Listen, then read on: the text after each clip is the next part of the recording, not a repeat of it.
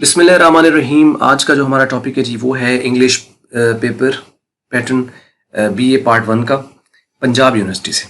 ये पंजाब यूनिवर्सिटी का है, ये जिस यूनिवर्सिटी या सरगोदा यूनिवर्सिटी का नहीं है, उसकी वीडियो अलग से अवेलेबल होंगी। अच्छा, अब इसमें ये देखें कि पूरा पेपर पैटर्न हम डिस्कस करेंगे, कहाँ से आता है, क्या चीज़ आती है, बाकी मज़ीद गाइडलाइंस और बहुत सारी है, वो हम टाइम टू टाइम इंशाल्लाह अपडेट करते चले जाएंगे। अब इसमें देखेंगे टाइम इसके लिए आपके पास होता है 3 घंटे। जैसे कि आपको पहले बताया गया है कि 100 नंबर का जो भी पेपर होता है और 85 मार्क्स का जो पेपर होता है उसके लिए 3 घंटे टाइम होता है। 75 मार्क्स का जो पेपर होता है उसके लिए 2.5 घंटे टाइम होता है, और जो 50 नंबर का पेपर होता है उसके लिए 2 घंटे का टाइम होता है। यानी 2 से 3 घंटे के दरमियान ही सारे का सारा जो है ये टाइम गिवन होता है, उसके अंदर ही पेपर अटेम्प्ट करना होता है। तो यहाँ बीए में तो जितने भी आपके पास सब्जेक्ट्स हैं, इसमें 50 नंबर के, 40 और 60 नंबर के, और उसमें दूसरा जो आपके पास आ रहा है वो 100 मार्क्स के हैं ज़्यादातर। ठीक है, पाकिस्तान स्टडी और इस्लामियात का जो है वो 60-40 की वेटेज है, बाकी सारे 100 मार्क्स के हैं। और दूसरी बात यह है कि पासिंग मार्क्स जो हैं इसके लिए वो 33 नहीं होते हैं। यूनिवर्सिटी लेवल पे जितने पेपर हैं, चाहे वो बीकॉम के हों चाहे बीए के हों, इसकी वेटेज आपकी पासिंग जो है वो 40 मार्क्स की है, 33 की नहीं है। तो इसलिए आपने 40 के हिसाब से, अव्वल तो ये पासिंग की तरफ वो तो खैर चलो पहली रिक्वायरमेंट है कि हम पास करें पेपर को, उसके बाद फिर बाकी मार्क्स हाई तो बाद में देखे जाएंगे ना सारे। तो लेकिन ये है कि पूरी कोशिश करनी चाहिए और मैक्सिमम मार्क्स की तरफ जाना चाहिए। खैर, अब इसमें देखेंगे 100 मार्क्स का पेपर, 3 घंटे टाइम। इसमें 2 सेक्शन होते हैं, एक सेक्शन ए होता है और एक सेक्शन बी होता है। जो सेक्शन ए है ये 60 मार्क्स का है, 60 मार्क्स तो यहाँ पे है, और सेक्शन बी जो है वो 40 मार्क्स का है। अब इस 60 मार्क्स वाले की डिवीजन किस तरीके से है, 3 क्वेश्चन आपको यहाँ पर आ रहे हैं। पहला जो क्वेश्चन आएगा वो होगा एक्सप्लेनेशन ऑफ स्टैंजा, कि स्टैंजा गिवन होगा, जैसे कि पोइम आपके पास 22 पोइम दी गई हैं आपकी, तो उसमें से किसी पोइम से कोई एक स्टैंजा ले लिया जाएगा और वो आपको अटेम्प्ट करना है। ठीक है, तो अब ये जो स्टैंजा आना है, इनफैक्ट तो ये 3 स्टैंजा आएंगे। 2 आपके पास जो है वो 7-7 मार्क्स के, पहले जो भी आप 2 अटेम्प्ट करते हैं मैं आपको बताता हूँ। 3 स्टैंजा आने हैं पोइम में से, और जो 2 होने हैं वो 1 एक्ट प्ले में से आने हैं। तो यानी आप यूँ कह लो कि 3 स्टैंजा पोइम में से आएंगे और 2 एक्सट्रैक्शंस जो हैं वो आपको 1 एक्ट प्ले में से आएगी। तो 1 एक्ट प्ले और पोइम्स ये इंपॉर्टेंट है, इनमें से ये पोर्शन आपका निकलना है। और इसमें देखें कि 20 मार्क्स जो हैं आपके इसके होंगे, जो भी आप टोटल अटेम्प्ट करोगे 3 होंगे, और 5 आपके पास ही गिवन होंगे, उसमें से आपको कोई से 3 अटेम्प्ट करने हैं। अब मार्क्स की डिवीजन किस तरीके से होती है, जहाँ यहाँ पे लिखा हुआ है 7 मार्क्स 7 मार्क्स 6 6 6 6, इस तरह करके 7 मार्क्स और 7 मार्क्स। आप फॉर एग्जांपल 1 एक्ट प्ले आपका क्लियर है तो आप पहले 2 ये अटेम्प्ट करते हो, तो इसका मतलब फिर ये जो 2 आप पहले अटेम्प्ट करोगे इसके 7-7 नंबर हैं, और जो तीसरा आप अटेम्प्ट करोगे उसके 6 नंबर हैं। यहाँ मैंने इसलिए 7-7 लिखा है क्योंकि पोइम की ही एक्सप्लेनेशन ज़्यादातर लोग करते हैं और ज़्यादातर करनी भी वही चाहिए। तो इसलिए 7 मार्क्स यहाँ से, 7 मार्क्स यहाँ से और 6 मार्क्स यहाँ से, तो 14 और 6 20, तो ये 20 मार्क्स आपके बन जाएंगे। मीन्स के पहले 2 जो भी आप अटेम्प्ट करेंगे, चाहे वो 1 एक्ट प्ले में से हो या कोई पोइम में से हो, पहले 2 के जो मार्क्स हैं वो 7 हैं, और आखिरी जो तीसरा आप अटेम्प्ट करें उसके 6 हैं। फॉर एग्जाम्पल आप ये वाला पहले अटेम्प्ट करते हो तीसरा स्टैंजा, तो इसके 7 होंगे, उसके बाद ये कर दो इसके भी 7 होंगे, फिर इसके 6 होंगे। ये बात आपको समझ लगी होगी। तो ये तो है इस तरह मार्क्स के डिवीजन का। तो टोटल 20 मार्क्स आने हैं। तो अगर तो आप मतलब पोएम अच्छी तरह कर लेते हो, जो भी इसके अंदर पोएम दी गई हैं, तो एक्सप्लेनेशन उसमें आपको 3 चीज़ें ही बतानी होती हैं। आपको सबसे पहले रेफरेंस देना होता है पोएम का, कि ये जो वर्सेस हैं, ये जो स्टैंजा है या लाइन है, ये कहाँ से ली गई हैं, किस पोएम से ली गई है और इसका पोइट कौन है, ये आपने रेफरेंस बताना होता है। उसके बाद आपने कॉन्टेक्स्ट लिखना होता है, जिसमें आप कह लो कि एक ब्रीफ किस्म की समरी होती है, जिसमें आपने उसका सेंट्रल आइडिया देना होता है कि ये पोएम जो थी ये इसका पर्पस क्या था, ये ओवरऑल इस पोएम के अंदर क्या बात की गई है, वो आपने कॉन्टेक्स्ट इसका देना है। और आखिरी जो तीसरी चीज़ जो इसके अंदर होनी है वो आप इसमें ये बताएंगे कि एक्सप्लेनेशन। अब एक्सप्लेनेशन जो है बीए लेवल पर ज़रा फर्स्ट ईयर से हटकर होती है। फर्स्ट ईयर में ये होता है कि ज़्यादातर पैराफ्रेजिंग ही की जाती है। पैराफ्रेजिंग क्या होता है, यानी आपके पास एक वर्सेस की फॉर्म में लिखा हुआ था, तो आपने उसको क्या कर दिया है कि उसको सेंटेंस की शक्ल में लिख दिए, तो दैट्स ओके, ये तो हो जाएगा। तो अगर 4 लाइनें हैं तो आपने 5 से 6 लाइनें लिखती हैं, तो दैट्स ओके। मार्क्स इतने होते हैं, 5 मार्क्स का तो ये सारा होता है। लेकिन यहाँ पे आपको थोड़ा सा ज़्यादा लिखना पड़ता है। वो ज़्यादा इससे मुराद है कि आपको रेफरेंस भी देने पड़ते हैं इसके अंदर, पोएम के अंदर। यानी for example you can add any quotation, ठीक है। उसके बाद आप इसमें कोई कुरान पाक की आयत का रेफरेंस है, तो अगर आपके पास वो याद है, आप उसको अपने आप को सपोर्ट करने के लिए आप वो ऐड कर सकते हो। हदीस आपको कोई आती है तो आप उसको बीच में कोट कर सकते हो। शेर आपको कोई याद है तो उसको आप इंग्लिश में ही आप उसको एक्सप्लेन करोगे, लेकिन शेर तो उर्दू में लिखा जाएगा ना, तो आप उसमें वो आप ऐड कर सकते हो। ये बहुत कम लोग जानते होते हैं और बहुत कम ये बताया जाता है। तो अक्सर लोगों को ये होता है कि अच्छा उर्दू का शेर इंग्लिश में कैसे लिखते हैं। उर्दू का शेर लिखा जा सकता है, it's kind of a reference, तो जिसमें आपको एक्सप्लेन जो उसको करना है वो इंग्लिश के अंदर करना है।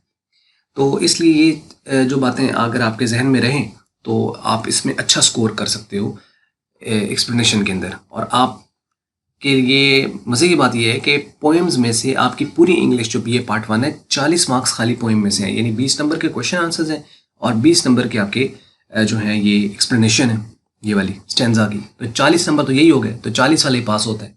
तो बंदा यही अच्छी तरह कर ले, ठीक है। तो मीन्स के परफेक्ट हो फिर उसके अंदर, तो पास तो इसके अंदर हुआ जा सकता है, पासिंग तो कोई प्रॉब्लम ही नहीं है। अब BA में सबसे ज़्यादा जो सप्ली आती है वो आती है इंग्लिश में। उसकी वजह ये होती है कि एक तो हमारी इंग्लिश बिल्कुल वीक है। वैसे तो हमारी उर्दू भी खैर से वीक ही होती है, हम सारों की, ठीक है। लेकिन प्रॉब्लम है यहाँ पर। अब उस प्रॉब्लम को दूर ऐसे ही किया जा सकता है कि आपको मैक्सिमम रीडिंग करनी पड़ेगी, ठीक है। आपको लिखना पड़ेगा कोई अच्छी यूनिवर्सिटी या अच्छी कोई अकेडमी जहाँ पे आपको कोई अच्छी गाइडलाइन मिल सके, उसको आप ज्वाइन करें। और आजकल तो यूट्यूब का दौर है जी, उसके ऊपर आप सेशंस ले सकते हैं, लाइव लोग आपके लिए वीडियोस बनाने के लिए रेडी हैं, ठीक है। तो इस चीज़ की तरफ से भी हेल्प ली जा सकती है, लेकिन वो ये तभी हो पाएगा जब सारे लोग मिल के और एक प्लेटफॉर्म क्रिएट करने में किसी की हेल्प करेंगे, तो तब शायद कोई किसी की हेल्प कर भी सके। तो मिलकर सारा कुछ मीन्स के इसका सोल्यूशन कहीं ना कहीं से तो कुछ दिया जा सकता है। खैर एनी हाउ, ये आपके पास आपको बस समझ लगी होगी कि ये 20 नंबर जो है वो आपको एक्सप्लेनेशन से आने हैं। और उसके बाद जो अगला क्वेश्चन है आपके पास वो है क्वेश्चन आंसर्स। ये क्वेश्चन आंसर्स आपके पास ये भी 20 नंबर के हैं और आपको 150 वर्ड्स के लिखने होते हैं मैक्सिमम, ठीक है। और ये आप यूँ कह लो कि यानी 1 से 1.5 सफ़ा के अंदर आपको आंसर देना होता है। रेलेवेंट हो तो 1 सफ़ा काफ़ी है, ठीक है।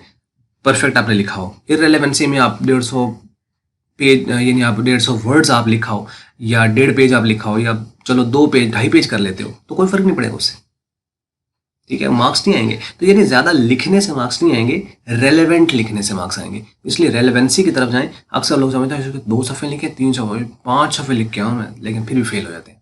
और यही वजह है कि आगे वो उस चीज़ को क्रैक नहीं कर पाते आगे एग्जाम्स को। तो ये रीज़न है। खैर अब इसमें क्या आने हैं जी, आपको 10 मार्क्स के शॉर्ट स्टोरी से एक क्वेश्चन आएगा, फिर 10 मार्क्स का जो क्वेश्चन है वो भी आपको शॉर्ट स्टोरी से आएगा, और फिर 10 मार्क्स का आपको 1 एक्ट प्ले में से आएगा। आपको पता है 15 आपके पास जो हैं वो शॉर्ट स्टोरीज हैं और 4 आपके पास जो हैं वो 1 एक्ट प्ले हैं। तो उन चारों में से एक में एक क्वेश्चन आएगा और उसके बाद 15 में से कोई 2 क्वेश्चन आएंगे। तो उन टोटल 3 में से आपको 2 अटैम्प्ट करना है, चाहे आप शॉर्ट स्टोरीज वाले अटैम्प्ट कर लें तो चाहे आप 1 एक्ट प्ले वाले अटैम्प्ट कर लें, ठीक है। तो बाज़ दफ़ा वो ये कर देता है कि 1 एक्ट प्ले में से भी 2 ले लेता है, इसलिए ये कोई हतमी नहीं है। तो इसलिए क्योंकि अगर ऐसा हो कि 1 एक्ट प्ले में से आना, तो 1 एक्ट प्ले को तो फिर कोई पढ़े ही ना, छोड़ दे। क्योंकि इसमें से क्वेश्चन, इसमें से हमने एक्सप्लेनेशन भी नहीं करनी, इसमें से कोई ऑब्जेक्टिव भी नहीं आनी, इसमें से अगर लॉन्ग भी एक आना तो छोड़ो परे, फिर तो शॉर्ट स्टोरीज और पोएम पे लोग रहेंगे। लेकिन ऐसा होता है कि sometime not always, not mostly, जो क्वेश्चन है 2 वो शॉर्ट स्टोरीज में से ही आते हैं, लेकिन 2 इसमें से भी आ सकते हैं। तो लिहाजा आपने इसको पोर्शन को लाइट नहीं लेना, बजाय कि एक क्वेश्चन आया हो। तो ये आपका क्वेश्चन आंसर्स यहाँ पे हो गए। उसके बाद फिर आपको क्वेश्चन आंसर्स आएंगे पोएम में से। अब ये भी 20 मार्क्स के होंगे और इसमें से भी आपको 150 वर्ड्स का लिखना है और कोई से 2 आपको अटेम्प्ट करने हैं। 10 मार्क्स का पोएम में से और 10 मार्क्स का पोएम में से और 10 मार्क्स का पोएम में से। तो मीन्स कि ये सारे पोएम में से आ रहे हैं। तो आपको बात समझ लगी कि पोएम में से 20 नंबर के क्वेश्चन आंसर्स और पोएम में से ही एक्सप्लेनेशन, तो 40 मार्क्स तो वो हो गए। और 20 नंबर के आपको क्वेश्चन आंसर्स जो हैं वो स्टोरीज और 1 एक्ट प्ले से होंगे, तो 60 मार्क्स का ये आपका सेक्शन ए कंप्लीट हुआ है। अब आ जाइए सेक्शन नंबर बी के ऊपर। अब ये 40 मार्क्स का है, ये है आपकी क्रिएटिव राइटिंग। क्रिएटिव राइटिंग में अब आप देखो कि अगर इंग्लिश अच्छी है ना तो ये 40 मार्क्स बहुत आसान है, और अगर आपकी इंग्लिश मठी है, बिल्कुल ये नहीं है अच्छी, नॉर्मल है, तो फिर ये नंबर यहाँ इस वाले पोर्शन से मार्क्स लेने मुश्किल हो जाएंगे, क्योंकि आप यूं कह लो कि ये ऑलमोस्ट अनसीन है। शायद कोई बीच में से सिलेक्टेड होते हैं कुछ वाले कि ये बार बार रिपीट होते हैं, तो लेकिन आप कह लो कि ऑलमोस्ट अनसीन ही आना है, और अनसीन समझ के ही इसको अटेम्प्ट करना चाहिए। इसको ये नहीं समझ करना चाहिए किताब में से कि ये याद कर लें। ये है ही आपकी क्रिएटिव राइटिंग कि आपको एक क्या दिया गया है कि एक पैसेज दिया गया और इस पैसेज में से आपको आंसर्स देने 25 मार्क्स का तो आपके पास ये होगा। दूसरा आपके पास जो 15 मार्क्स है वो डायलॉग्स हैं, यू नो, तो ये है। अच्छा, अब यहाँ पे देखो कि कॉम्प्रीहेंशन पैसेज आपके पास 25 मार्क्स का आएगा, और किस तरह के क्वेश्चन आएंगे वो मैंने यहाँ पे लिख दिया। एक तो डायरेक्ट आंसर्स क्वेश्चंस आपके पास होते हैं, और वो डायरेक्ट आंसर्स किस तरीके से हैं, यानी जो पैसेज के अंदर गिवन है जिनके आंसर, वो वाले क्वेश्चन आएंगे आपको। यानी पैसेज जिस चीज़ के बारे में लिखा गया है और उसमें उसने क्वेश्चन उसमें से ले लिया और सेम आंसर उसके अंदर लिखा हुआ, उसका सिर्फ आपने टेंस देखना होता है कि अगर क्वेश्चन प्रेजेंट में है तो आपका आंसर प्रेजेंट में होगा, क्वेश्चन पास्ट में है तो आपका आंसर पास्ट में होगा। इस चीज़ को ख्याल रखना होता है, तो ये अटेम्प्ट हो जाता है। दूसरा जो आपसे वो दूसरी तरह का जो क्वेश्चन पूछ सकता है वो है title of the given passage. यानी एक पैसेज दिया गया है तो आपको कहता है कि इसका सूटेबल टाइटल आप सजेस्ट कर दें कि ये जो पैसेज को पढ़ने के बाद आपको क्या लगता है इसका टाइटल क्या होना चाहिए, इसका हेडिंग क्या होनी चाहिए, तो वो आप बताओगे। तीसरी तरह का जो क्वेश्चन जो लाजमी आता है वो होती है presses of the given passage. अब जो प्रेसी आपने लिखनी होती है वो ये होता है कि ब्रीफ करना होता है उसको, शॉर्ट, वो आप यहाँ पे लिख देंगे, इसके अंदर ये आ जाएगा। उसके बाद जो चौथी तरह का सवाल आपसे पूछा जाएगा वो meaning of the difficult words पूछे जाते हैं। मतलब वो 2 या 3 अल्फाज जो डिफिकल्ट होंगे वो कहेंगे इनके मीनिंग बता दें। अब ये थोड़ा सा डिफिकल्ट हो सकता है कि वैसे तो चलो बंदा गैस कर लेता है, अब मीनिंग तो तभी बता पाएंगे जब हम परफेक्ट उसके पैसेज की समझ लगी और हमारी वोकैबुलरी अच्छी है। तो ये अच्छा, अब ये हर एक में नहीं आता होता, ये मैं आपको बता दूं। डिफिकल्ट वर्ड बाज में पूछ लिए जाते हैं, तो जब पूछ लिए जाते हैं तो मीन्स आपको इसको भी जहन में रखना है। इस तरीके से टाइटल है तो टाइटल को भी आपने माइंड में रखना है। तो एनी हाउ यूँ आप कह सकते हो कि इसमें जो चीज़ गिवन आपके पास होंगी उसमें आपको जनरल परसेप्शंस के मुताबिक आप उसको लेके चलना है, अकॉर्डिंग टू जनरल परसेप्शंस। अगर आप उसको रट के जाओगे तो फिर तो मुश्किल हो जाएगा, लेकिन जो चीज़ गिवन है या 4 आपको क्वेश्चन इसके अगर आप माइंड में रहते हैं तो आप ये कर पाओगे। यानी एक तो क्वेश्चंस वहाँ से आ गए, उसके बाद टाइटल आ गया, उसके प्रेसेस आ गई, उसके बाद इवन डिफिकल्ट वर्ड्स हैं वो आप कर सकते हो। तो ये है 25 मार्क्स का। उसके बाद जो 5वां है उसमें देखो कि डायलॉग्स गिवन है आपको, कि डायलॉग लिखना होता है कि कोई से पर्सन को ले लेगा, वो कहेगा कि इनके दरम्यान आप डायलॉग्स लिख दीजिए। अब 2 पर्सन कोई से भी स्टूडेंट्स हो सकते हैं, किसी भी टॉपिक के ऊपर आपको डायलॉग राइटिंग आ सकता है। या दूसरा इसके साथ आता है ट्रांसलेशन, जो कि आपको उर्दू से इंग्लिश में करनी होती है। अच्छा, मैं ये सजेस्ट नहीं करता हूँ उर्दू से इंग्लिश वाला, मैं सजेस्ट करता हूँ डायलॉग राइटिंग वाला। हो सकता है किसी, बल्कि ज़्यादातर वैसे लोग यही कराते हैं उर्दू से इंग्लिश वाला, कि वो चंद पैसेज दिए गए होते हैं 15-20, वो रटवा देते हैं कि रट लो इनमें से आ जाएगा। बाज़ाबत नहीं भी आता उनमें से, तो वो रट के अगर चले भी गए और लिख के आ भी गए तो उसका क्या फ़ायदा है।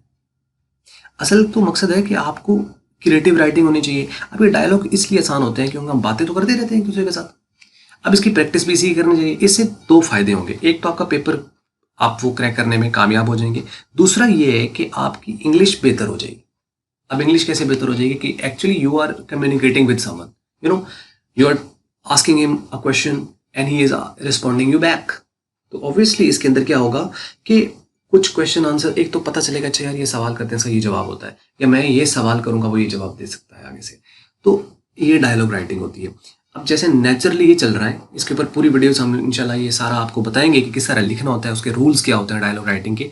तो इसलिए इसकी तरफ जाना चाहिए और ये 15 मार्क्स आसानी से लिए जा सकते हैं। पैसेज के अंदर तो फिर भी कहीं ना कहीं गलती होगी तो है, लेकिन इसकी तो कोई नहीं है ना, बातें तो बातें हैं। पैसेज तो आपको एग्जैक्ट लिखना है कि अगर आपका प्रेजेंट इंडेफिनिट में लिखा हुआ है और आपने उसको प्रेजेंट कंटिन्यूस में कोई सेंटेंस बना के आ गए तो गलत हो गया।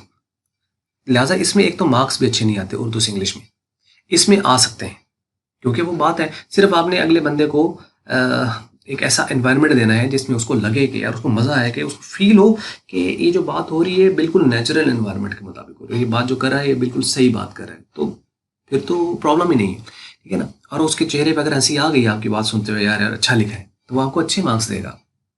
ठीक है। ये जो एक मिथ है ना कि यूनिवर्सिटी के अंदर मार्क्स नहीं देते, ये नहीं करते, ये गलत है। कोई बंदा आपके मार्क्स काटने के लिए नहीं है, कोई बंदा आपके मार्क्स नहीं काटेगा, किसी को कोई फर्क नहीं पड़ता इससे, ठीक है।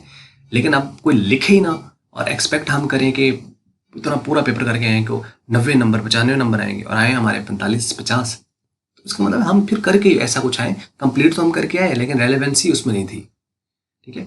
तो इसलिए मार्क्स, खैर इंग्लिश में वैसे मैंने आपको नेचुरली जो कॉन्सेप्ट है बीए के बारे में वो खतरनाक है। लोग कहते हैं जी इसमें मार्क्स नहीं आते, लेकिन मैं आपको बताऊं इसमें बहुत अच्छे मार्क्स आते हैं अगर कोई करने वाला हो तो ये था जी ओवरऑल, और आपको ये बात समझ लगी होगी। और नीचे बस ये दो बातें, complete helping material related to BA's good scoring subjects will be uploaded, यानी जो अच्छे स्कोरिंग सब्जेक्ट्स हैं उसका सारा मटेरियल हम यहाँ पे अपलोड करेंगे। Stay tuned and share. तो और comments for a more help and information, आप इसमें अपने कमेंट्स वगैरह हमें लिख सकते हैं, जहाँ पे अगर आपको कोई प्रॉब्लम आ रहा है तो उसका हम ज़रूर आंसर देने की कोशिश करेंगे, ठीक है। तो ये थी जी आपके लिए वीडियो बीए के हवाले से इंग्लिश पेपर की। और अगर आपको अच्छी लगी तो उसको आप लाइक कर लें, अगर अच्छी नहीं लगी तो उसको डिसलाइक, और वीडियो देखने का आपका हमेशा की तरह बहुत बहुत शुक्रिया।